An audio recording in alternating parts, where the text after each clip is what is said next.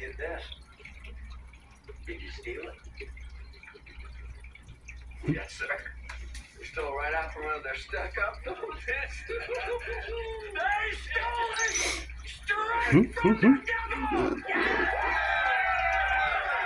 Ignore the TV in the background, but Ace is creeping up on him. Janice and Tall J have home packages of reserve. Over there, please. Just go. Don't forget it. Oh, he's lost. Cry. Nice fucking baby. I cry too. He's a cuckold.